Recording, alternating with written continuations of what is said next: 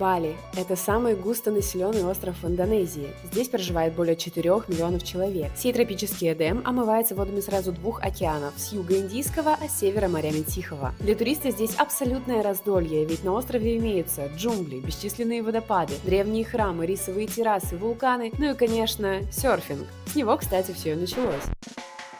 Первооткрывателем местных шикарных волн был американец Роберт Коук еще в 30-х годах прошлого века. Поднять индустрию ему не удалось, но первый серф-отель в Куте построил именно он. А в 60-х сюда прилетели австралийцы, и через 10 лет остров уже шуточно называли австралийскими Гавайями. Конечно, это прокачало местный туризм, и на данный момент Бали является просто невероятно популярным во всем мире курортом. Сегодня я покажу вам Бали, каким его вижу я, и райским островом, мировую столицу смузи-боулов и авокадо-тостов я бы точно не назвала. Помимо крутейших локаций, что мы с вами посмотрим, у Бали есть ряд особенностей, которые определенно можно отнести к минусам и даже к опасностям. Я постараюсь раскрыть обе стороны этого острова, а вы обязательно в конце напишите, получилось ли у меня это. Мы начнем с самого туристического района Куты, побываем в Убуде, увидим северные водопады, восточное побережье и завершим наше путешествие на шикарных южных пляжах. Попутно на минутку заскочим на остров Нуса Пенида, откуда мы привезли полезный красивый влог, который уже ждет вас на канале. А меня зовут Ира, это канал Гражданочка Мира, человек за кадром, а иногда и в кадре мой муж Макс. Если вас интересуют конкретные локации, просто заходите в описание, там есть таймлайн, и по нему перемещайтесь, куда вам необходимо. А мы начинаем.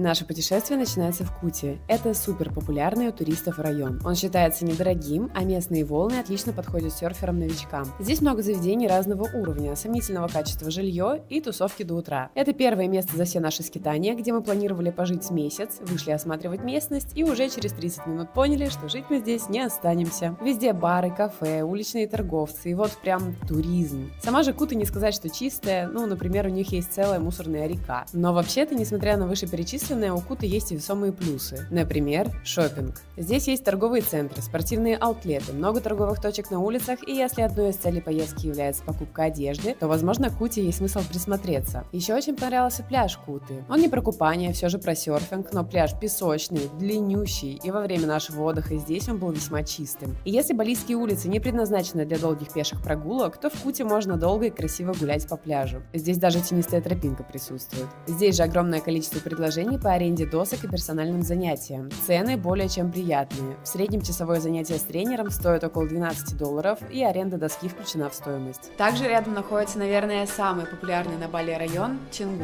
Я проводила все запросы у экспатов, туристов и даже местных. Все рассказывают про нереальный выбор вкусной еды, очень красивые закаты на пляже и огромный выбор хорошего, богатого жилья. Но все это сдобрено просто лютейшим трафиком и пробками, потому что по нашим субъективным ощущениям 95% острова проживает примерно здесь. Короче, нам на Чингу не хватило аргументов. После Куты очень хотелось покоя и умиротворения, и мы быстренько сбежали в Убуд.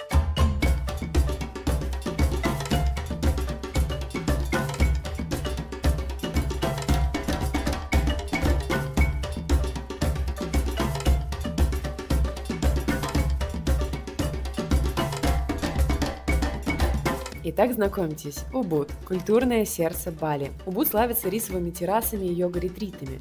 Ни в одной точке мира не проводится столько мероприятий по духовности, осознанности, медитациям, вибрациям и вот этому всему, сколько проводится в Убуде. Когда я смотрела другие влоги про это место, Убуд представлялся мне исключительно как многочисленные храмы, стоящие прямо в джунглях, и красивые виллы, окруженные рисовыми полями.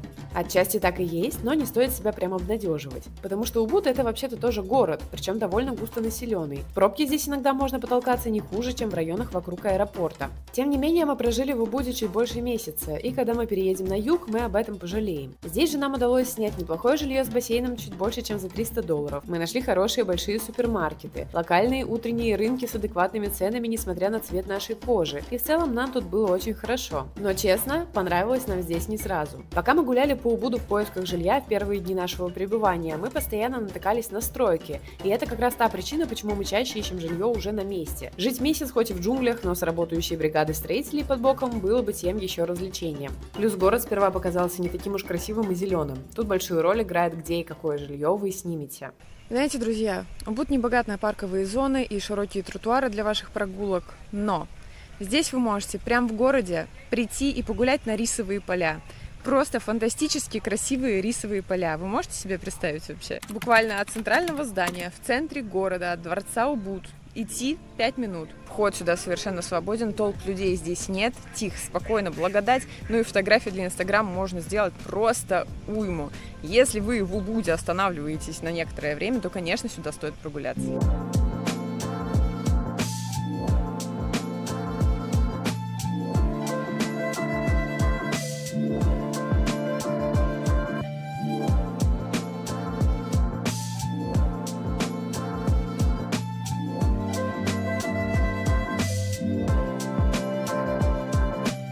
Но почему мы для себя на длительную стоянку выбрали Убуд? Из-за его удобного расположения. Вокруг Убуда много крутейших мест. Полчаса на скутере, и вы уже на красивых рисовых террасах, купаетесь в мощных водопадах или покоряете инстаграмные качели над джунглями. Но часть важных туристических мест расположена и в самом Убуде. Например, помимо бесчисленных храмов, здесь есть лес обезьян. Вообще-то их даже два, но я говорю про самый популярный. Это место является обязательным к посещению. Ну, по крайней мере, если вы раньше ни разу не видели обезьянок в своей естественной среде обитания. Вход стоит $5. Взамен вы получаете красивый парк в джунглях с сотнями обезьян. Местные пушки, конечно же, очень прикормлены и приучены к взаимодействию с туристами, однако это все еще дикие обезьяны, которые иногда кусаются, царапаются и воруют личные вещи. Это, кстати, касается вообще всех обезьян на острове. Кстати, важная информация, которая поможет сэкономить вам кучу времени, денег и нервов. На Бали много бешеных животных, в том числе, конечно же, обезьяны и собаки. Читала в разных источниках, что иногда возникает проблема с поиском вакцины от всего недуга, ну и о летальных случаях тоже читала. Я не пытаюсь никого запугать, просто об этом очень важно знать. Если вас укусило или поцарапало дикое животное на Бали, обязательно обратитесь в клинику, а не надейтесь на чудо. Друзья, в случае, если вас укусила обезьяна, что периодически случается в Monkey Forest, прям тут, рядышком, есть клиника, где, судя по всему, вас могут и проконсультировать и, возможно, даже уколоть. В гестхаусе, который гордо именовался виллой, мы познакомились с нашей соседкой. Ее зовут Ти-Джей, и она из Канады. Мы совместно сняли немного красоты в рисовых полях и в процессе подружились. Она на Бали не впервые, и, конечно же, я расспросила ее, почему она здесь. Ти-Джей, сколько раз ты была на Бали? Я была на Бали, это 7-й раз. 7 раз. Это просто невероятное место для визита, и я думаю, что именно люди делают Бали таким особенным. В тот момент, когда ты приземляешься, ты чувствуешь, что попал в маленький магический мир. Но люди такие гостеприимные для нас, для изучения, получения нового опыта и наслаждения их островом. Так что да, это 7-й раз, и я уверена, что цифра продолжит расти. Какой город тебе нравится больше остальных и почему? Это, вероятно, уже 5-й раз, когда я приезжаю в Убуд, и это мое любимое место. Я люблю йогу, местное комьюнити, в том числе для танцев. Мне нравится еда здесь. И мне действительно нравится возможность останавливаться в местных хоумстеях. Ты можешь остановиться в семье местных жителей, окунуться в балийскую культуру, но в то же время наслаждаться туризмом в полной мере. Как ты балансируешь между работой и путешествиями? Чем ты занимаешься? Я профессиональная балерина и перформер. У меня только что закончился контракт, и скоро начнется новый. Но у меня есть немного времени между ними, так что я могу провести время с семьей и немного попутешествовать. А также у меня есть пара студентов, которых я учу онлайн через Zoom. Во время ковида открылись двери в новый мир, и люди стали более открыты к онлайн-классам балета. Так что я могу находиться здесь, на Бали, и учить моих студентов в Канаде. Я окружена красивыми тропиками, а они могут танцевать там в снегу. У тебя был русский учитель балета? Были? Я родилась и выросла в Канаде, и моим первым учителем там был Макс Ративасян. Он открыл для меня балетный метод Вагановой. И очень запоминающимся учителем для меня была Алла Сизова. Когда она закончила свою карьеру, она приехала в Штаты и преподавала в Кировской академии балета в Вашингтоне. Она обучила так много студентов там. И определенно, если бы не ее умный, особенный, дисциплинированный подход в обучении, я бы не построила свою карьеру. Ей было 63 года, когда я там училась. Ее ДФП, пируэты и прыжки были выше, чем у всех остальных в классе. Она очень вдохновляла даже в свои 63. Я до сих пор не знаю языка, я знаю лишь из балетного класса. Это все, что мы слышали в классе. И сегодня ты назвала мне еще одно слово.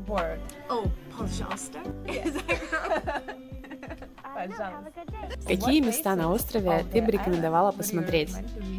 Я думаю, что здесь много настоящих бриллиантов по всему острову, которые можно увидеть. Рисовые поля, водопады, и вокруг есть много разных островов, куда можно отправиться. И, конечно, я рекомендую делать все и сразу. Это все очень захватывающе. Но также на острове можно испытать немного приключений. Если вы водите скутер или хотите нанять водителя, вы можете исследовать скрытые храмы, где можете провести приватные церемонии, и там будет куда меньше туристов, чем в популярных местах. Таких тихих мест можно найти парочку вокруг Убуда. Но помимо прочего, для меня, конечно, рисовые поля просто потрясающие. В течение дня ты можешь увидеть зелень, природу, магию Матери Земли, а ночью увидеть множество сверкающих маленьких светлячков. И я думаю, рисовые поля для меня номер один. Еще на Бали, и особенно в Убуде, очень много храмов. Это не преувеличение. В большинстве семей есть свой личный храм, и зачастую по своей величине он не уступает площади дома. То есть, если у нас социальный статус зачастую определяется этажностью коттеджа и моделью автомобиля, то на Бали в начале списка идет роскошь семейного храма. Многие храмы открыты только для местных, и посмотреть их можно лишь снаружи. В тех храмах, что являются туристическими объектами, вход платный, а саронг, это такая традиционная одежда, выдают на входе. Ini saya makin memberi dada belum mati jadi ngantuk kan. Ini saudara. Jadi menolak wali mengaring payoga gitu. Boleh bisa? Конечно, религия играет очень большую роль в жизненном укладе местных жителей. 90% острова исповедуют индуизм, в то время как вся остальная Индонезия в такой же пропорции исповедует ислам. Балийский индуизм очень красивый и самобытный. Здесь, например, существует особая традиция подношений богам, называемая Чананг Сари. Это ежедневный ритуал, который является неотъемлемой частью жизни балийцев, исповедующих индуизм. Вы сможете увидеть его во всех уголках острова. В древнеиндийском эпосе Махабхарата бог Вишну сказал своему товарищу: «Если чистосердечный человек предложит мне с преданностью лист, цветок, плод или воду, то я приму это, предложенное с любовью». На этом цитата не кончается, но здесь есть самое важное для нашего понимания. Каждое утро и вечер жители острова раскладывают маленькие плетеные корзинки из пальмовых листьев, наполненные цветами, рисом, фруктами и другими символическими дарами. Важной частью подношений являются благовония, которые зажигаются, чтобы дым понес молитвы и благодарности к богам. Подношения оставляют у домов, храмов, магазинов и даже на тротуарах. Конечно, из уважения к всему обряду, гуляя по Бали, на подношения лучше не наступать. Мы приехали в Убуд в ноябре, и тут каждую неделю были крупные религиозные празднования. Каждые выходные Убуд преображался до неузнаваемости. Все местные переодевались в традиционную одежду и устраивали шествия, молитвы, песнопения и прочие красивые события.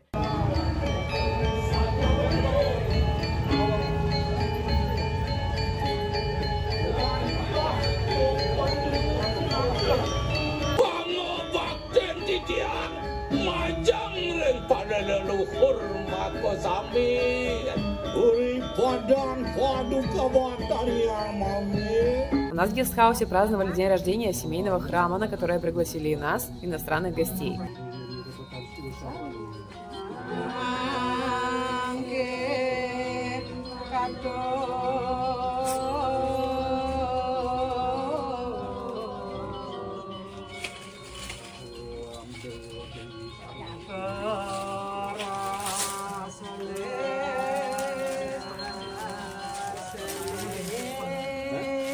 Нам даже выдали одежду и ответственное задание по части подношений. У меня, например, был графин со сладкой водой. Мы с группой роскошных женщин ходили по территории и делали подношения, читали молитвы во всех значимых местах, а именно возле алтарей, а также перед входами и выходами в каждый дом. Моя миссия была капнуть трижды, когда остальные подношения уже на месте.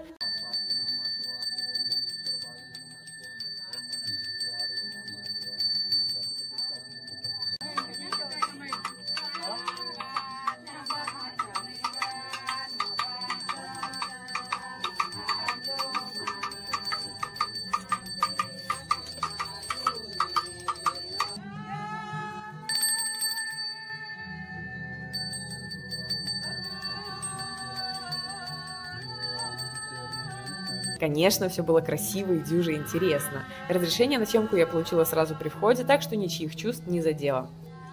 Короче, обосновавшись в Убуде, мы начали исследовать остров. Первой нашей целью стал водопад Секумпул и его окрестности. Едем на север, по пути смотрим несколько любопытных мест.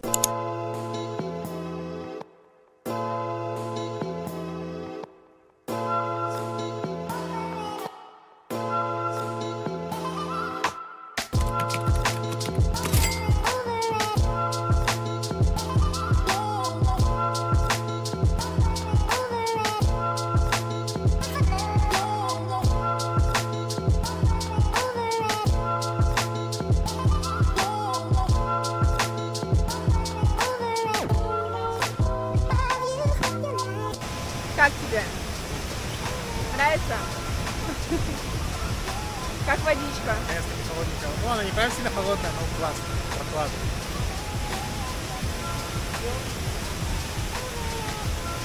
Уважаемые зрители, хочется сказать, что водопад шикарный. Во-первых, он очень высокий, мощный, красивущий вообще.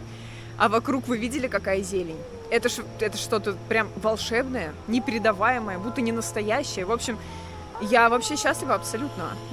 Так, ну там что-то строят, ладно. Мы приехали в субботу утром, чтобы вы понимали. И мы собирались приехать существенно раньше, но мы долго прособирались. В общем, людей поначалу было вообще не было. 2 человека мы пришли было. Пока мы доставали дрон, летали и приземляли, уже такая небольшая толпа случилась. Но, друзья мои, никто никому не мешал. Все разбрелись по своим камушкам, по своим локациям для фото. И все. Кто хотел купаться в водопаде, купался. И опять же, можно было всегда выстроить кадр так, что человек за спиной просто и не мешает. Все милые, добрые, помогали друг другу фоткаться. В общем, реально очень положительный, прекрасный опыт. Совсем недорого, недалеко от Убуда. Блин, суперский водопад. Я прям рекомендую вам его посетить, если у вас есть такая возможность. Круто. Мне очень понравилось. В общем, стоило нам дойти до парковки, начался проливной дождь и кончался довольно продолжительное время. Мы там тусовались до момента, пока он сильно не ослаб. И уже проголодались, поняли, что готовы поесть. И прямо на выезде с этих водопадов есть Варунг. Варунг — это такое локальное кафе, обязательно с индонезийской едой. Почему я вам об этом рассказываю? Потому что еда здесь стоит действительно очень дешево, для Бали в том числе. Но какой здесь вид, друзья мои? Понимаете? Вот. Кафе. Сейчас все подзакрыто, потому что они спасаются от дождя. Тут тоже нормально подзатопило. Но в целом рисовые террасы, джунгли, что-то как будто бы горы. Кстати, вот, да, действительно, за облаками еще горы скрываются. И все это в обычном Варунге, где еда стоит 25 тысяч.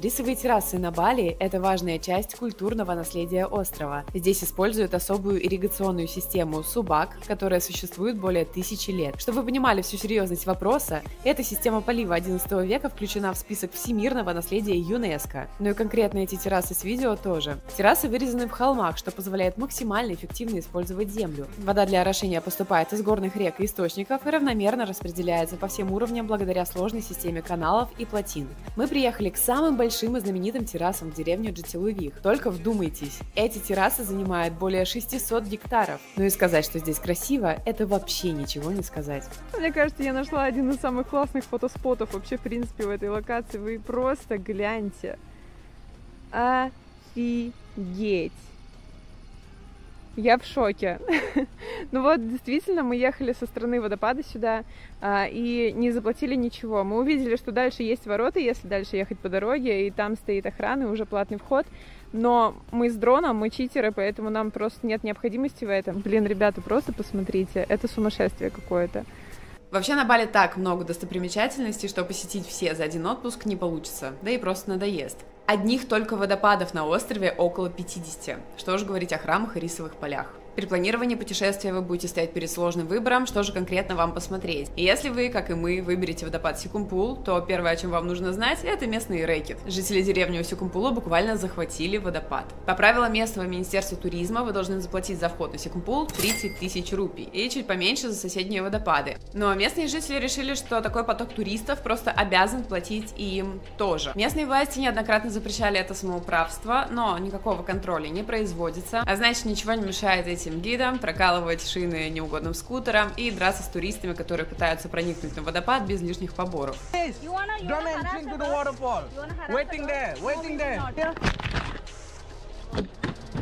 С ценами, конечно, не скромничают. Средняя цена от 15 долларов за человека. Но вылавливать туристов они начинают еще задолго до водопада, и первые ценники могут быть 30 долларов с человека. Соответственно, чем больше постов из таких гидов вы проедете, тем дешевле может быть конечная цена. Есть легенда, что если добраться до последнего поста этих помогал, то можно сторговаться до 150 тысяч местных рупий. Но нас этот вариант не устроил, и мы решили проблему иначе. Мы приехали сюда с ночевой. Товарищи, время 6:30 утра, воскресенье.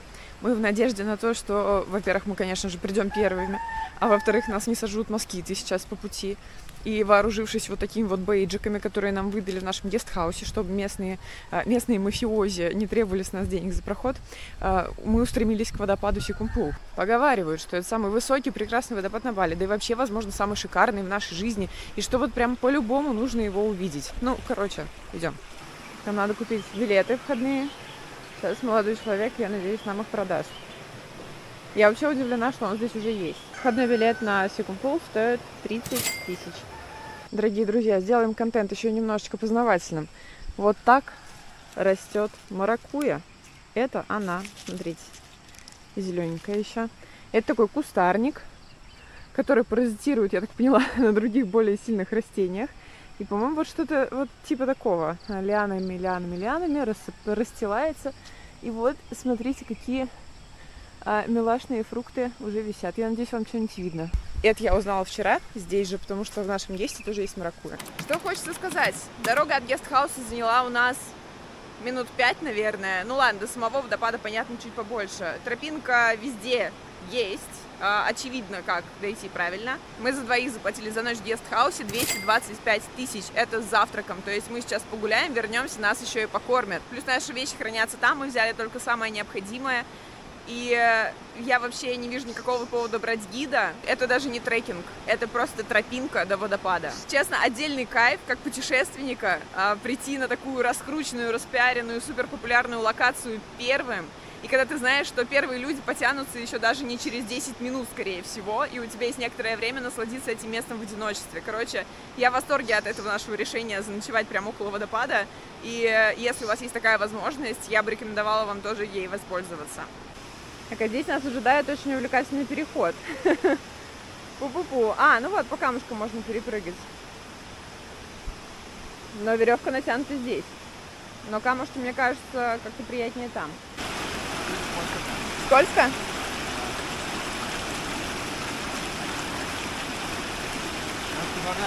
Нога разинка просто. И там пойти. Ну, не знаю. Это нормальный вариант, чтобы не упасть. Потом, там смотри, какие камни. Обуваться? И обуться. Не острые? Ну ладно. Друзья, прошли первую речку, не спешите обуваться, вас ждет вторая. Я так поняла, что к водопаду по-другому не пройти, потому что в другую сторону тропинка, она тоже идет через реку.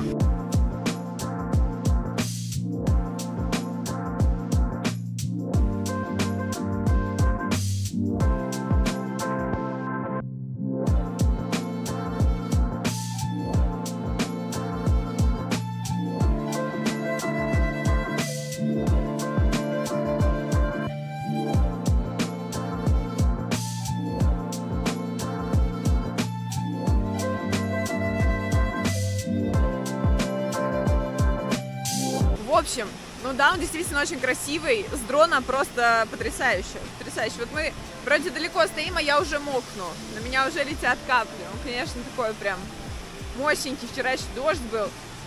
Купаться, я думаю, что все-таки мы не будем. Как-то Макс что-то скептически настроен уже в этом вопросе. Почему ты не хочешь купаться? Ты не дойдешь, уже мокрый будешь. Говорит, пока дойдешь, уже весь мокрый будешь. Но на самом деле так и есть. Соответственно, вот тропиночка, я так понимаю, ведет как раз к самому водопаду. Но я просто что-то не понимаю, насколько сильно нам это необходимо. Мне кажется, не очень-то. Вот такая тропа ведет к водопаду, топаем босиком. Честно скажу, это не вполне себе комфортно, здесь довольно скользко, и нужно быть прям аккуратными. Поэтому смотрите сами, насколько вам необходимо прям близко туда идти, тем более купаться. Вообще-то довольно острые камни местами. Ну и вон там от Секумпула была тропиночка, тоже через реку, которая, возможно, ведет к следующему водопаду, но мы решили пойти старым путем и все-таки посмотреть, что там за развилкой, потому что не очень нравится переходить нам реки босиком. Вообще, босиком здесь не очень удобно ходить, могу вам сказать, потому что вот такие вот камушки иногда острые, и очень нам понадобилось полотенце, потому что мы пошли обратно, сели на камушках, спокойно переобулись. Ну, короче, милое дело, будем ходить по тропинкам. Так, друзья, вот как раз место деления тропинок. Вон туда мы ходили на Секумпул, а вот здесь, возможно, тропинка на Фиджи. Сейчас мы это с вами проверим. Так, да, это дорога на Фиджи, там сидят милые мужчинки, мы с ними поздоровались, они с нами тоже, мы говорим, сколько стоит проход? Они говорят, фри, иди так. Вообще, на самом деле, вход платный, я просто предполагаю, что люди, которые именно занимаются билетами, здесь еще не пришли, поэтому нам карт-бланш дали. Тропинки здесь красивые, такое прям настроение джунгли. Вы посмотрите на это. Ох, великолепно, не могу. В тапочках, конечно, поудобнее. Здесь действительно не нужны кроссовки на эти два водопада. Просто потому, что надо перебегать воду. И они разулись и обулись еще разок.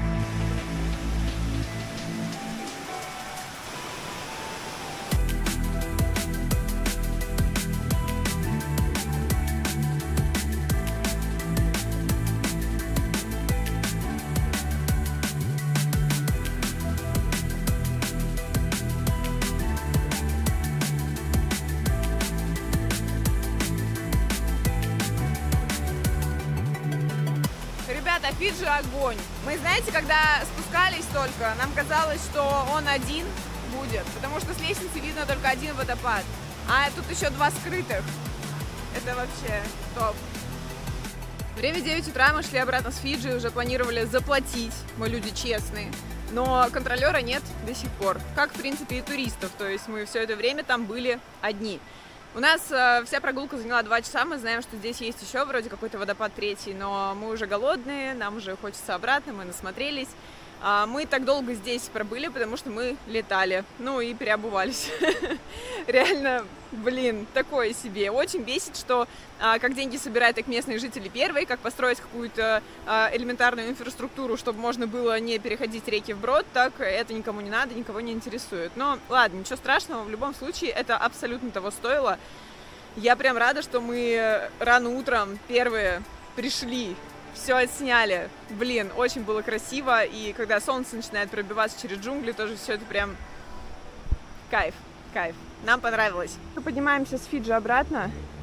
И здесь есть тропиночка еще одна. Возможно, она ведет на 3-й водопад, но это не точно. И мы не будем проверять.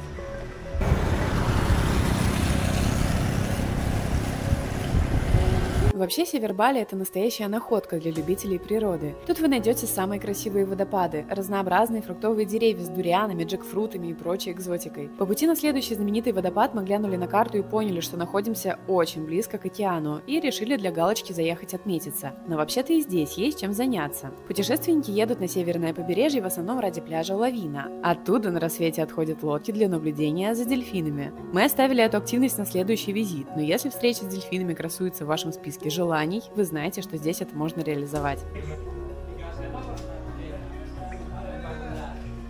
Итак, друзья, мы приехали на водопад Алинкалинг. И здесь такая тема, что можно прыгать с разных высот в этот водопад. Я сегодня прыгать не буду, будет прыгать только Макс, а я буду его снимать. Билет с прыжками стоит 125 тысяч, без прыжков 20 тысяч. Соответственно, плавать я тоже ни в коем случае не могу. То есть тут очень важен вот этот вот момент. Если вы прыгаете и плаваете, то вам дают гида. То есть в 125 тысяч входит гид. В нашем случае гид англоговорящий, будем считать, что нам повезло. Я надеюсь, они все здесь англоговорящие хотя бы. Вот, уже намного дешевле, чем на предыдущем водопаде, не правда ли? Кроме прочего, он хотя бы вам покажет, куда прыгать так, чтобы не разбиваться. Нам потом Максим расскажет, можно ли там вообще в принципе разбиться на этих водопадах. Вот, но тем не менее, выбора у нас опять же нет, но здесь мы были к этому готовы и знали, что нужно будет брать гида, поэтому не проблема, платим. Приехали мы, конечно же, вместе с громом и грозой. Ливень еще не начинается, но мы его очень ждем. И здесь, смотрите, какая красивая территория, между прочим. Прям любо-дорого. Нет, ну правда, посмотрите, как красиво. Там и дальше еще террасы. Нам водичку, кстати, тоже подготовили. И все обустроено. Тут, правда, действительно есть понимание, куда идут деньги. Вот, элементарно, не правда ли? И не надо разуваться, да? Ох, красота.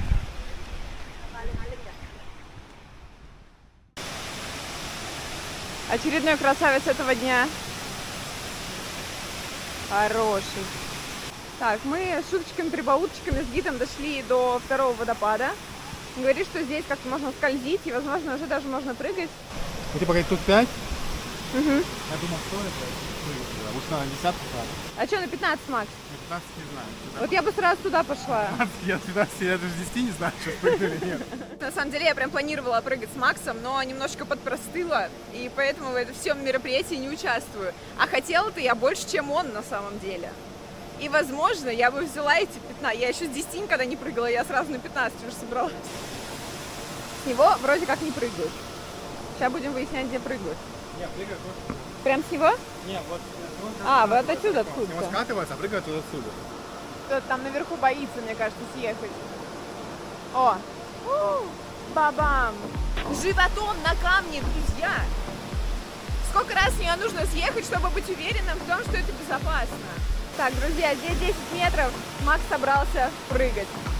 Он серьезно настроен. Ну, так, кстати, нормально.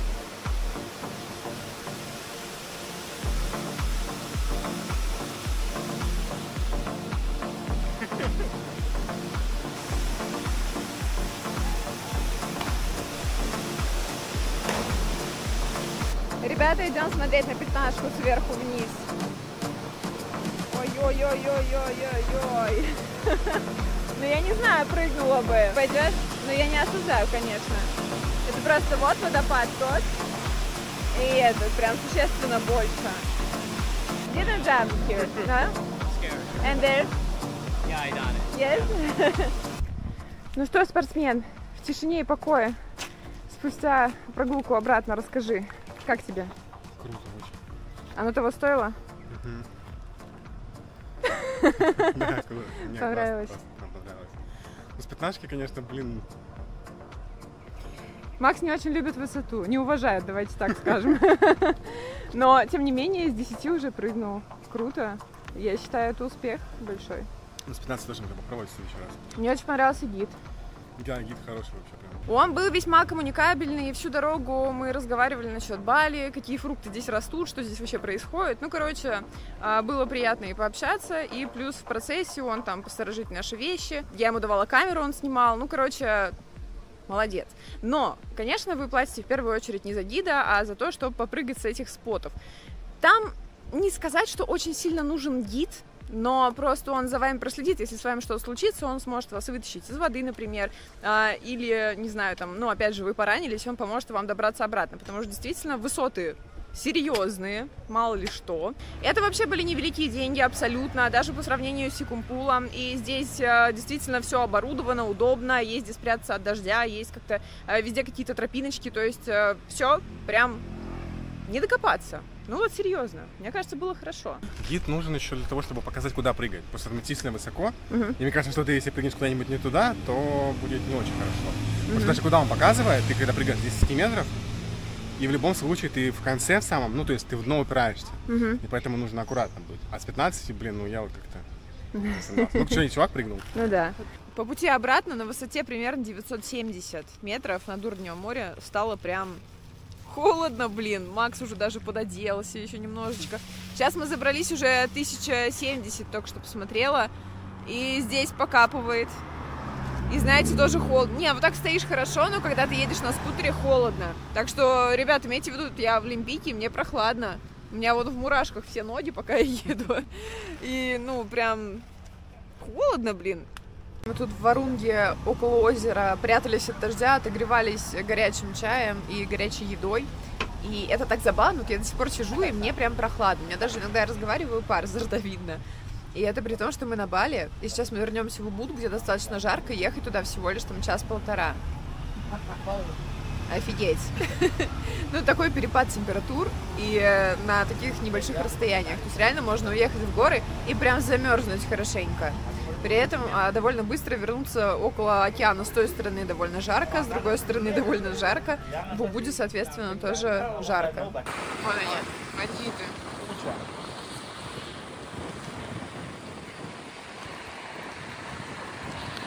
Следующие наши выходные мы провели на соседнем острове Нусу-Пенида. Мы сейчас не будем подробно на этом останавливаться. Как я говорила ранее, у нас уже есть видео с этой поездки, но вот вам немножечко мотивации это видео посмотреть.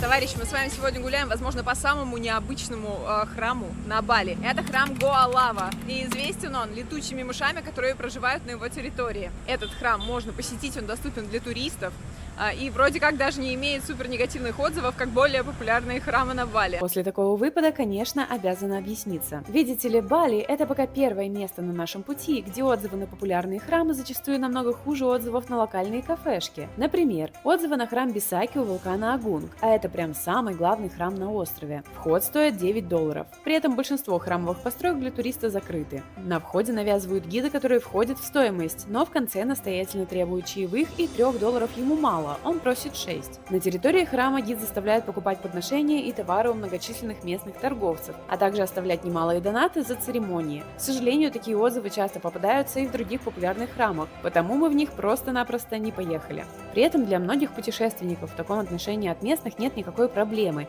и гости острова относятся к этому с пониманием. Но мы себя знаем и решили лишний раз не портить себе впечатление. Я не исключаю, что среди гидов есть и хорошие честные ребята, просто мы решили не проверять. Так, значит, нас сразу окружили. Я не знаю, будут ли они сейчас требовать у нас деньги. Нам обозначили, что саронг 5, взрослый 25, ребенок 15. У нас вышло на двоих 60 тысяч. Так, тетушкам скажем спасибо. Они же поняли, что никто не будет. Слово thank you знаю. Они, знаете, просто сразу налетают, и такие, where are you from? Как бы сразу начинают себя уже на что-то разводить. Вот прям сходу. И я уже как-то так это от них. Ну, страшно, страшно. Thank you. Не забываем бумажечку. Так, что ж, у меня большие надежды относительно этого места. Посмотрите, пожалуйста, все скульптуры украшены, у них сейчас проходят большие фестивали, они тут ходят, пробки устраивают целыми выходными. Все украшены, все одеты. Красота. Народу нет. Да. Даже сразу непонятно, что это мыши. Просто они плотным слоем покрывают камень. Офигеть.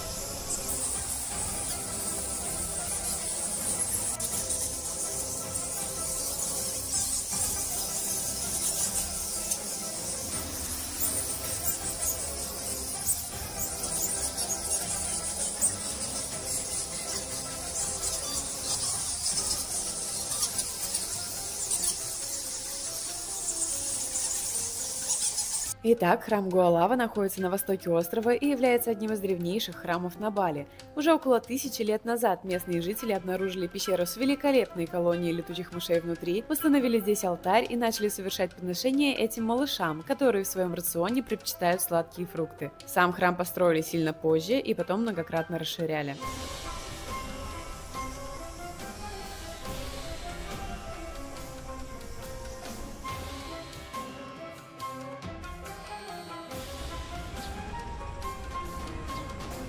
Товарищ, мне кажется, что очень красиво. Во-первых, очень красиво, во-вторых, мы здесь практически одни. Вот, есть только одна пара с гидом, которая здесь гуляет помимо нас.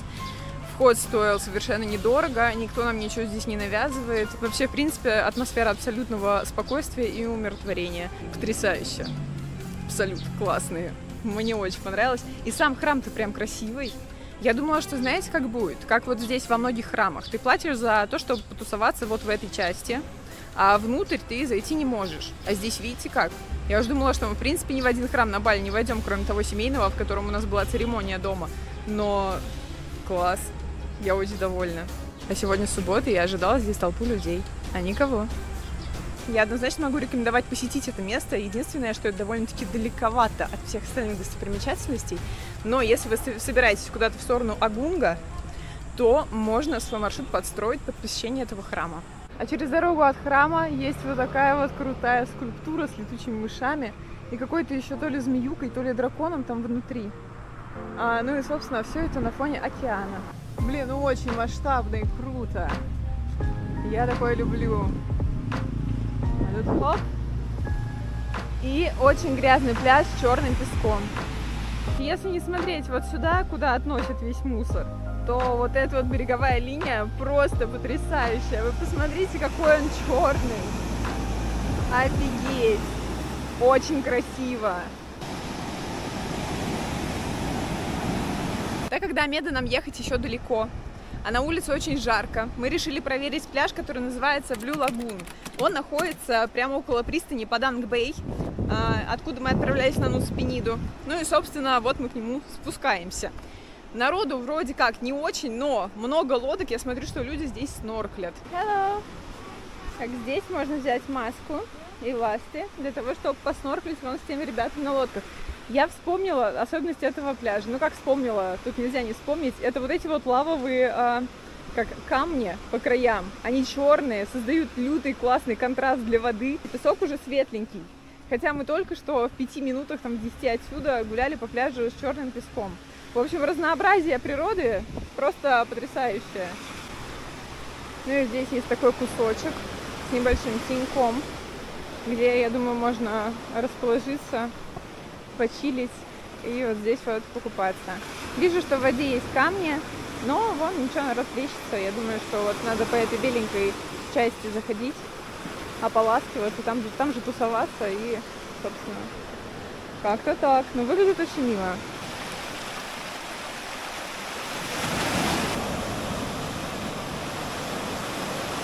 Место действительно красивое, народу изначально было не очень много, а вот мы сейчас уходили, уже не было вообще никого. Доступ от парковки очень простой, парковка стоила всего 2000, был бы автомобиль, стоило бы 5. За человечков платить не нужно, ну то есть вход свободный, при этом пляж прям чистый, что очень сильно порадовало. Мы там прям покупались, но в плане, окей, мы далеко не плавали, потому что периодически начинаются такие серьезные волны, ну и вообще в принципе там каменистое дно, есть только несколько песчаных входов, и мы не решились как-то за них куда-то заходить.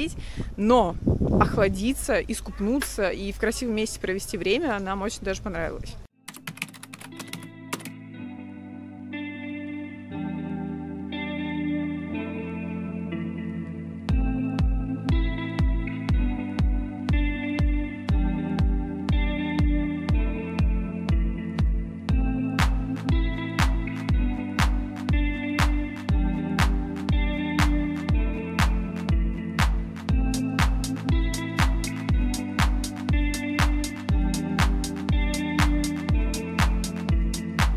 Ребят, мы приехали на Амед, на пляж. Даже это, знаете, уже не Амед, а Джамилух, по-моему, называется. Короче, мы зашли в воду и просто где-то час, наверное, в ней тусовались. Вы посмотрите, вот видите сзади, вообще нет волн. Темное дно, вода кристальная. Мы в шоке.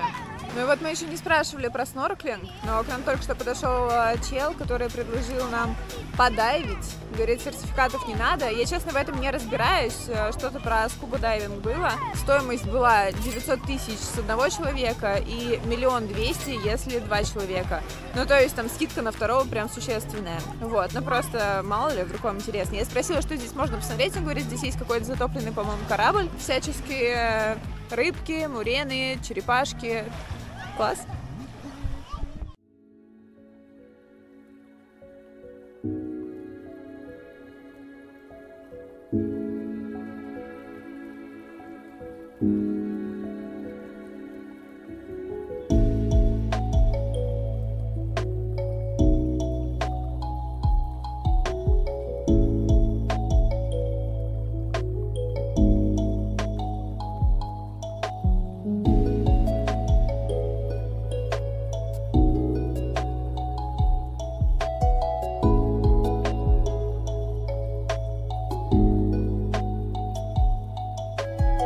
Итак, Амет, утро второго дня. Вообще Амет — это дайвинг, снорклинг и Агунг. Агунг — это замечательный, прекрасный вулкан 3-километровый, который видно практически с любой части этого поселка. Ну, возможно, я придумываю, но тем не менее его действительно должно быть видно. Но, товарищи, мы вот и встали в 6 утра, и потом еще покараулили, и подумали, ну ладно, сначала мы поснорклим, а потом, может быть, погодка разойдется. Нифига. Но вот прям нет. Мы видим только его основание. Дальше все в тумане и облаках. Короче, не судьба. Придется возвращаться, видимо, однажды на Бали, чтобы посмотреть Великий Агунг. В любом случае, мы поснорклили. Прекрасно поснорклили. Здесь везде предлагают оборудование для снорклинга, предлагают отправиться на снорклинг, на лодке, подайвить. Короче, все вокруг этого. Только вы ступаете на пляж, сразу вы целевая аудитория этих ребят.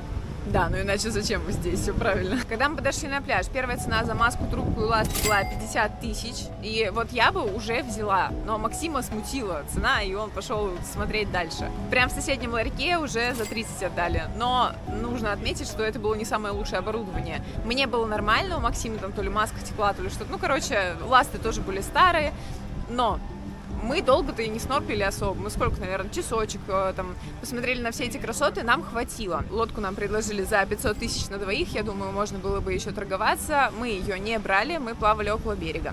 Около берега прям действительно проходишь несколько метров, погружаешься вот так вот очками в воду, и все, ты уже видишь рыб. Ты проходишь еще немного дальше, и начинаются просто коралловые рифы. Блин, прям около берега, представьте, это вообще восторг. То есть ты действительно, тебе никуда не нужно там идти на лодке, ты просто ныряешь около берега и все это великолепие смотришь. Конечно, ничего прям сверхъестественного мы там не увидели, ну, то есть, знаете, каких-то акул, черепах, там, осьминогов не было. Но были всякие другие прикольные, красивые штуки. Нам понравилось, несмотря на то, что погода была не солнечная, спасибо. Тем не менее, прозрачность воды была замечательной. Единственное, тут какое-то растение померло, знаете, и уже второй день прибывает к берегу много каких-то водорослей, и они распадаются, и получается как будто мусор, короче, в воде. Я думаю, вы это на видеозаписях у меня сейчас увидите или уже увидели. На самом деле, подношения, они потом заплывают туда, и они размыкают, короче, вот этот весь мусор к нему течет. Максим думает, что это подношение. Похоже на корзинки, эти, которые не распадаются. Ну, похоже, но... Мне хочется верить в то, что это какая-то трава, потому что, блин, ну фу, ладно. Мы поплавали классно, потом еще дождик начался. Короче, было красиво, интересно, нам понравилось. Прям действительно, вот Амет, как район, нам очень зашел. В целом здесь деревушка, прям деревушка глухая такая, знаете. Возможно, кому-то здесь будет скучно, но поскольку мы сами ребята такие тихие, и нас просто устроило, что здесь есть океан, в котором ты можешь не переживать за свою жизнь, просто погрузиться в воду и тусоваться в ней, сколько тебе влезет, никаких волн, никаких там отбойных течений, просто наслаждаешься и все. Но еще и рыбки. Короче, клево. У нас только что был супер интересный опыт. Мы ехали между двумя вулканами, судя по карте, и ни одного вулкана не видели. Мы, наверное, вообще единственные путешественники, которые приехали на Бали. 2 дня кружили вокруг Агунга со всех ракурсов вообще, но ни разу его так и не увидели, потому что все затянуто. Единственное, нам очень повезло, мы ехали даже сейчас, когда по такой лесной красивой дороге, было очень прохладно. Вот от этой дороги мы прям кайфанули. И мы ехали по мокрой дороге, было видно, что прошел дождь, но мы его так и не догнали. Конечно, еще рано зарекаться, до Убуды еще час, но тем не менее уже неплохо. Дальше мы переехали на юг и начали изучать полуостров Букит. Это место с лучшими балийскими пляжами. Вообще-то районы Букита являются еще и самыми дорогими на острове, и мы вполне оправданно ожидали тут невероятных красот. И знаете, красоты есть, вот только путь к ним лежит через хаотичную и, простите, но уродливую застройку всем подряд. Страшные заборы, стройки, непонятные ларьки, убитые тротуары, все тот же дикий трафик и, конечно же, не без стихийных мусорных свалок. Пока вы в пути, глаз радует только ухоженные территории местных дорогих резортов, но в основном ехать вы будете совершенно в других декорациях. Однако, конечные точки маршрута, как правило, того стоят. Товарищи, ну мы приехали на Ласти-Бич. Но ураганный ветер и двухметровые волны совершенно не означают, что мы не будем купаться.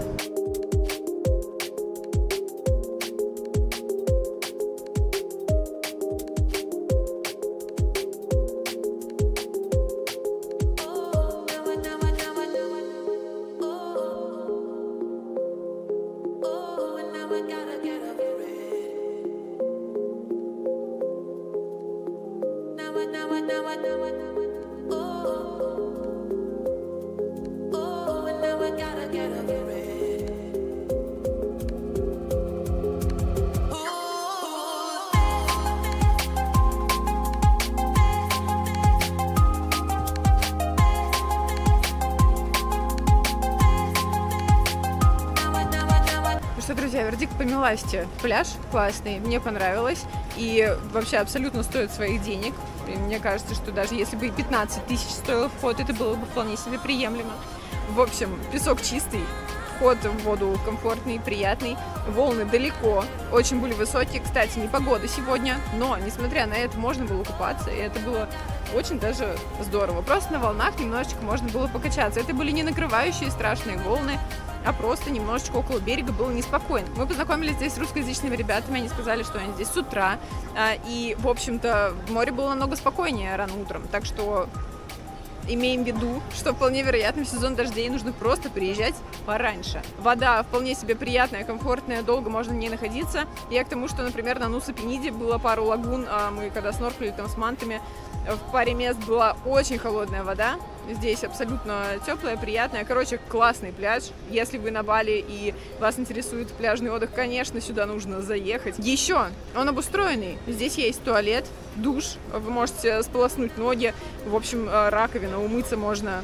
Вообще, ребята, отлично. Все очень цивилизованно и приятно. И парковок несколько. Можно припарковаться поближе к выходу, подальше. Здесь есть еще бич-клаб. Вот я видела с дрона, с бассейном. Так что классное место, мне нравится.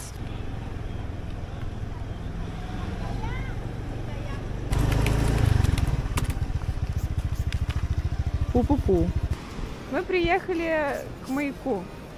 А здесь, смотрите, какая красотень. И Максим только что в воде где-то увидел черепаху.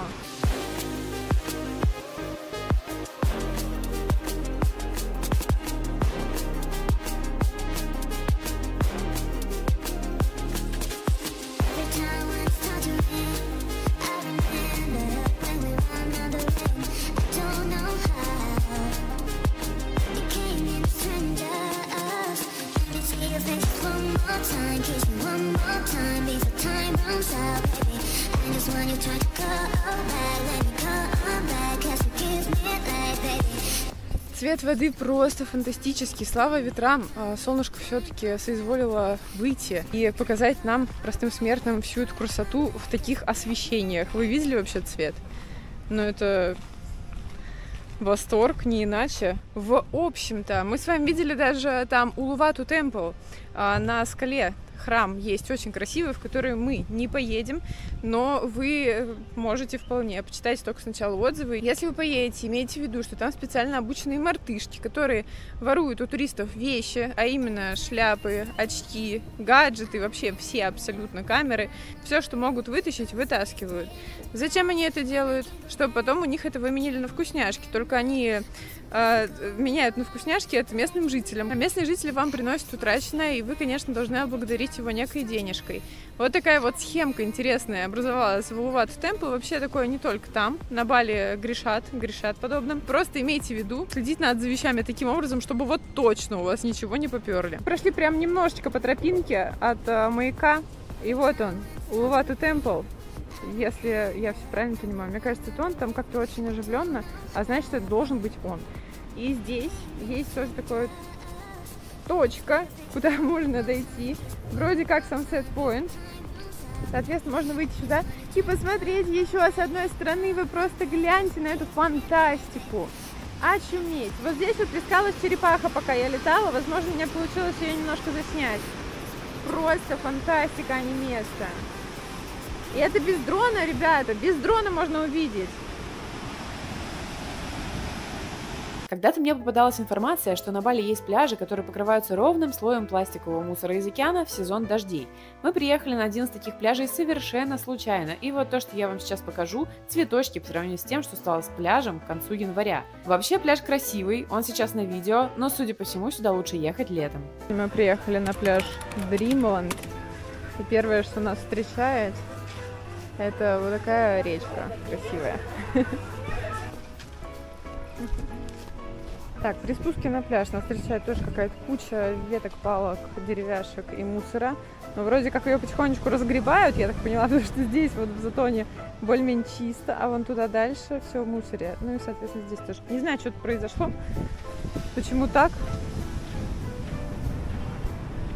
По всему пляжу какие-то, ну, видимо, вынесло так, потому что, смотрите, прям мусор пособирали, он локально лежит. Эти вот деревяшки, велки, ветки, палки, бревна. Что-то как-то странно. Я не понимаю, что здесь происходит. Почему все так? При этом лежаки, люди купаются. Что-то как будто этого не должно быть здесь. Так, давайте, ладно, сейчас красиво снимем. Если встать вот так, по-моему, замечательно. Там скалы такие красивые. Ой, нет, извините. Красивый пляж. Но вот что-то мусора повыносило немало. Больше всего на этом пляже мне понравились вот эти туристы, которые делают вид, что ничего плохого не происходит. Все так было задумано. Типа, мы же уже приехали на Бали, мы же уже приехали на этот пляж. Ну, значит, будем здесь. 10 минут мы затратили на этот пляж. Хотя мы планировали здесь купаться, но купаться здесь оказалось не вполне возможно. Вот, поэтому мы сейчас попробуем вернуться, наверное, посмотреть тот пляж, который нам попался по пути. И если там все ок, мы там подзависнем.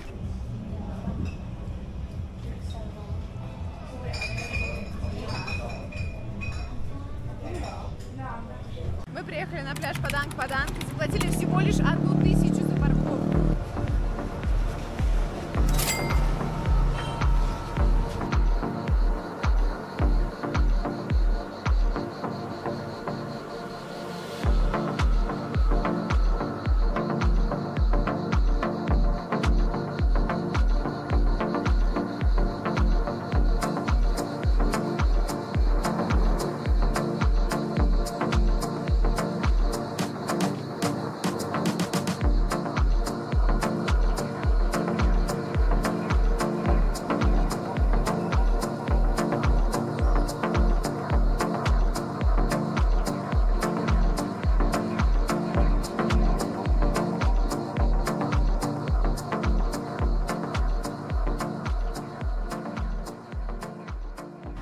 Ну, короче, нам прям понравилось.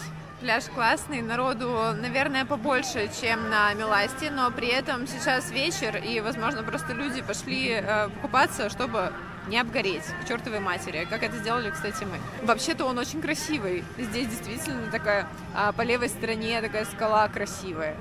Камни какие-то, люди сидят на камнях, рыбачат, с другой стороны камни, где все фотографируются. Сам пляж чистый, в воде есть немного зелени, ну, в плане водорослей обычные, господи, веточки, палочки, этого так мало, ну, то есть это абсолютно нормально, не перебарщивает природа здесь с каким-то, естественно, мусором в воде. Блин, вообще милое дело, мне очень понравилось наступление вечера, тут началось у нас концерт живой музыки, парень на гитаре исполняет каверы на всякие популярные треки, вот как сейчас на Нирвану, ребята с пивом из океана подкрикивают ему, поют полностью все эти песни. Короче, классный вечер, классный пляж.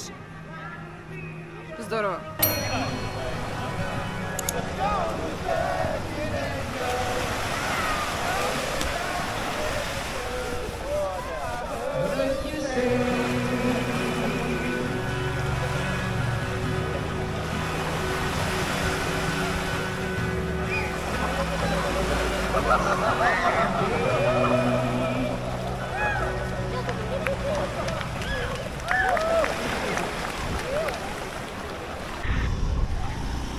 А вот почему ничего не нужно оставлять здесь на скутере.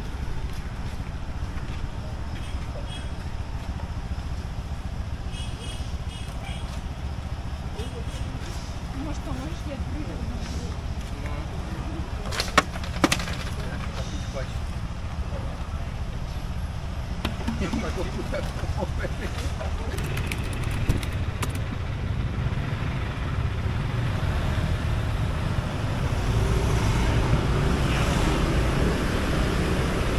Друзья, у нас с вами второй день исследования полуострова, и сегодня мы начинаем с пляжа Нуса-Дуа. Мы с красными носами, подобгоревшие прилично.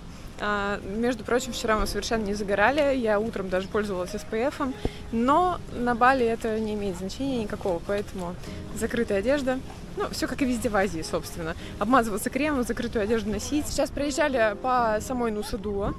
И знаете, вообще-то красивенько. Ну, в плане как-то мне показалось цивильно, облагорожено. Въезд на пляж вообще через какую-то, как будто бы парковую зону. как-то приятно здесь. Итак, мы вышли на пляж. Чисто, красиво, здорово. Широкая пляжная линия. Есть много мест, где можно купаться, несмотря на красные флаги, да? И вроде как особо нет волн. Друзья, у нас с собой лежаночка, и шезлонги нам не нужны, но мы уточнили, они стоят 100 тысяч за 2 шезлонга. A few moments later.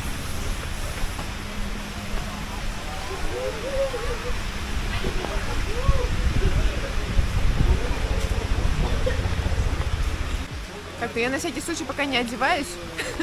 Я все-таки надеюсь, что нам удастся покупаться. В любом случае нам нужно переждать дождь, потому что ехать в такую погоду куда-то это странно. Ну и, блин, очень хочется искупаться на прекрасном пляже.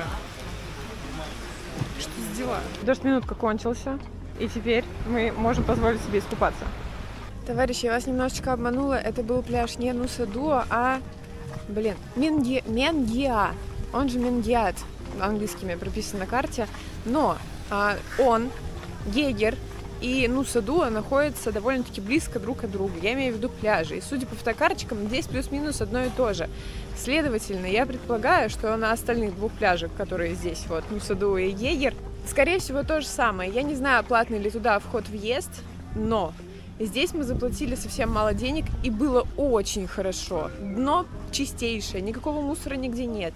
Лежаки свободные есть. Сегодня воскресенье, а народу не так уж и много. Да вообще почти нет людей. И знаете, нам вот прям захотелось здесь побыть подольше. Мы в воде прям такие потусили хорошенечко. Несмотря на то, что сегодня не очень хорошая погода, волны, когда мы только пришли, были, что-то показалось, как будто бы были, но потом, когда дождик прошел, волны тоже прошли, ветра не было, и было, блин, прям здорово. Нам очень понравился этот пляж. Знаете, захотелось тут где-то поблизости пожить и на него походить. Вот. А у нас довольно редкий случай. Лично мне здесь понравилось, наверное, даже больше, чем на Меласте. Слушайте, ну это прикол. Приехали в местный аналог нашего замечательного ресторана «Вкусная точка», и мало того, из пирожков был только яблочный, и он оказался супер маленьким каким-то. Ладно, все остальное, в принципе, приемлемо, терпимо. У нас деньги за парковку даже здесь спросили. Прикиньте, мы еще не заплатили, она убежала куда-то, может, сейчас вернется. 2000 за то, чтобы припарковаться на Маке. Блин, это вообще так странно, когда тебе везде за каждый шаг нужно платить. Мы приехали с вами на Джумбаран пляж. Здесь перед пляжем большая стройка, видимо, намечается, или я не знаю, что это за свалка. Вот. Традиционно платим за парковку, здесь это 2000. Мне кажется, парковочные платежи стоит учитывать как какой-то такой основной расход на Бали. Потому что зачастую ты действительно не платишь даже за вход куда-то, но за парковку скутера заплатить обязан. Плата небольшая, в основном это 2-5, ну где-то может быть там 10 возьмут, я не помню, если нас брали. Брали, да. Но просто знаете, что это есть, и это вот так. Как людно. Первое впечатление, что здесь единственный пляж, где очень много местных. Обычно приезжаешь, везде европейцы. Здесь же купаются и отдыхают местные жители. На пляже есть такой же естественный мусор, как мы с вами видели вчера на пляже. Ну, я имею в виду всякие ветки, там, палки, что-то, что приносит океаном. Вообще в русскоязычном сообществе, как я поняла, считается, что этот пляж не для купаний, но местные так не считают. Наверное, этот пляж больше похож на какой-то... Да нет, не пляж Куты, я даже не знаю. Тут все что-то играют в какой-то футбол, волейбол, какая-то движуха. Местные просто сидят, залипают на водичку. Я так понимаю, что здесь еще много кафе позади нас. Мы сейчас в ту сторону прогуляемся. Это связано с тем, что на Джумбаране большой рыбный рынок. И это то место, где вы можете вечерочком поесть какую-то вкусную рыбу. И сюда, собственно, за этим и едут. Мы видели, что привозят целые автобусы туристов. Именно для того, чтобы там поесть в этих ресторанах. Так что имейте в виду, сей пляж – это отличное место для того, чтобы поесть морепродуктов. Возможно, кстати, одно из немногих, потому что рынок-то тут такой один. Представьте, на целом острове один большой, ну, хороший рыбный рынок. Для меня это огромное удивление. Товарищи, это, возможно, единственный пляж, который мы вообще здесь видели, где на побережье так много кафе. Они прям друг за дружкой. Мне это напоминает, наверное, Гоа, да? Где пляжные шейки, прям вот они друг за другом идут, их так много, и везде какую-то рыбу выставляют. Здесь, кстати, нет такого, чтобы столы выставляли, показать, что вы могут приготовить. Какие-то лошадки, мусор, кукуруза, еда. Ну вот, например, меню выставлено удобно, чтобы посмотреть. Есть, например, целый сразу пакет на 2 персоны, ну, то есть набор. Здесь рыба 600 грамм, кальмар, значит, королевские креветки, что такое клэм, не знаю, краб, лобстер 500 грамм. И розовое вино 2 бокальчика, хотя мне кажется, для такого набора маловато, но тем не менее, 700 тысяч рупий, 600, 450, 350, вот, пожалуйста, если интересно, поставьте на паузу и посмотрите, какой набор предлагается в эти штуки. Вообще, мне кажется, удобно. Также здесь посмотрим, ну, это обычная еда, наверное, что ее здесь смотреть, хотя, опять же, кому актуально, ставьте на паузу. И вы можете заказать отдельно. Килограмм кальмара 170 тысяч. Red Snapper килограмм тоже 170. Breakfast меню, салаты, суп. Том-ям. О, даже том-ям есть. Вот, красота. Вы по-русски разговариваете, да, почти? О, молодец какая. Смотрите, какая красавица. Круто. Спасибо большое. Что у вас за кафе? Давайте. Вот это вот, да? Давай, Маде Багус кафе. Вкусно, очень вкусно. Ой, супер, спасибо большое. Пока спасибо, да? Ребята, просто вот кончаются кафе и начинается жесть. Смотрите, сколько всего нанесло, какой кошмар. Ужас и страх. Но я не была бы собой, если бы не прошлась по остальным минусам. А себе изменять нельзя. Давайте я сразу сделаю смелое заявление, а дальше пойдем по списку. В русскоязычной интернет-среде святость болийцев очень сильно преувеличена. Всегда находятся носители розовых очков, которые отказываются верить в то, что болийцы умеют воровать, обманывать и засыпают мусором собственный остров. Однако это так и есть. И тут меня больше убивают не сами болийцы, а всадники розовых единорогов, которые с пеной у рта доказывают, что все зло творят исключительно приезжие колхозники с соседних островов. Нет, действительно, болийцы в своем большинстве лапушки, солнышки и прекрасные люди. Но всяческих жуликов и негодяев тоже никто не отменял. Ну а далее по списку. Первое и важное. На Бали откровенно грязно. Если обожатели острова могут аргументировать наличие пластика в океане, что его туда приносят вообще со всего мира, то на самом острове мусор разбрасывают исключительно болийцы. Второе – воровство. Да, карма закрывает глаза на кражу у иностранцев. Очень активно воруют телефоны. Излюбленный метод – это когда девушка сидит за парнем на скутере, смотрит маршрут, сообщает парню, куда ехать. В этот момент подъезжает вор, вырывает телефон из рук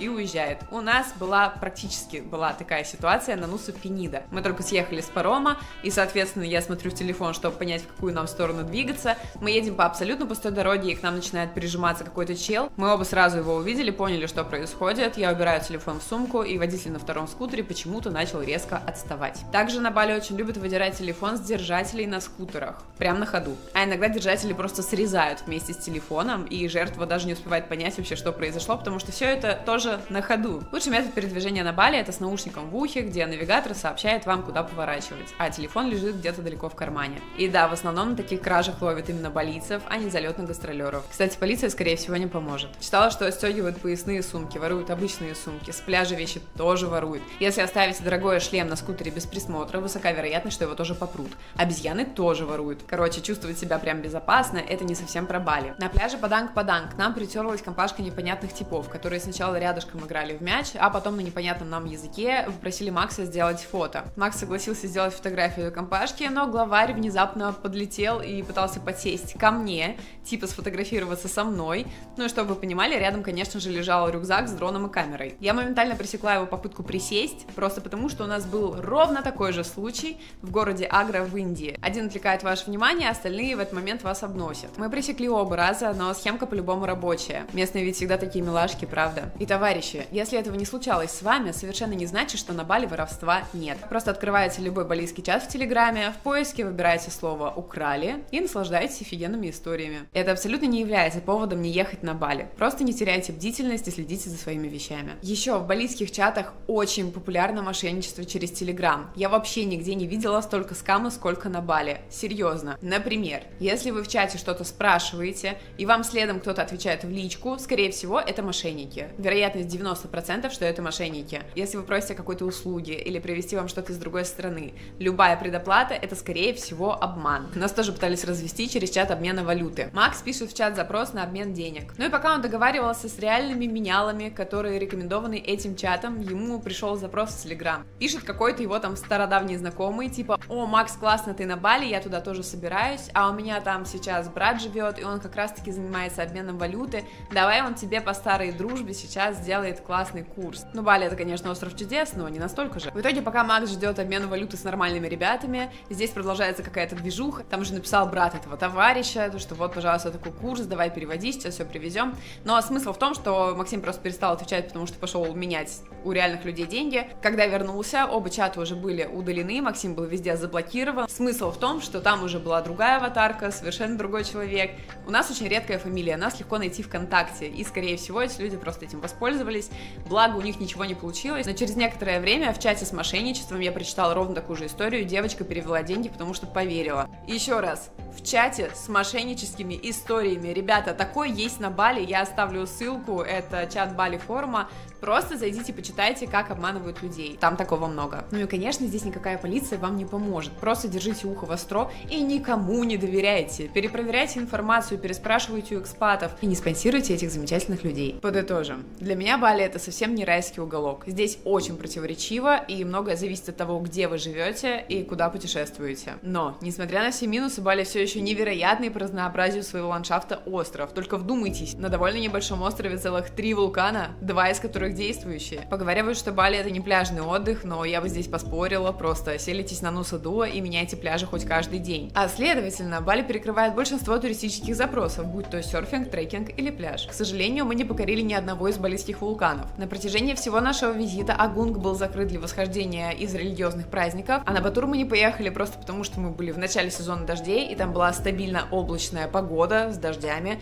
Следовательно, полночи подниматься на вулкан, чтобы посмотреть утром на молоко вместо красивого рассвета, ну, мы не стали. Хотя трекинг на вулкан здесь очень популярная активность, и мы бы действительно хотели это провернуть, но в высокий сезон. Я думаю, что мы скоро вернемся, в том числе для изучения соседних островов. На Бали нам было интересно, но большой любви не случилось. А вам большое спасибо, что досмотрели это видео до конца. Я надеюсь, вам было полезно, красиво и интересно. Прошу вас поставить лайк и написать пару добрых или не очень слов для продвижения этого видео и канала в целом. Я публикую видео в ВК, на Дзене, Ютубе и Рутубе. Подписывайтесь, смотрите там, где вам удобно. Ну а я с вами прощаюсь. Увидимся в следующем видео. Пока-пока.